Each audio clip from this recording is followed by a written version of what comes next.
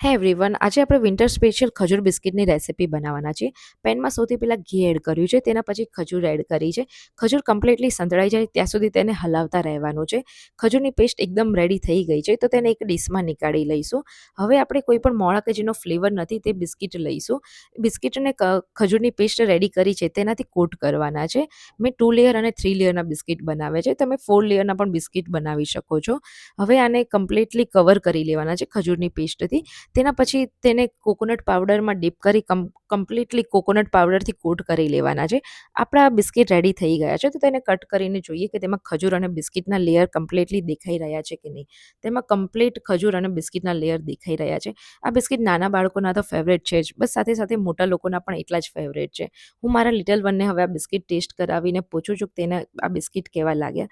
તેને આ બિસ્કિટ ખૂબ જ પસંદ આવ્યા છે. તે ડેઈલીના 2 બિસ્કિટ તો ખાઈ જાય છે.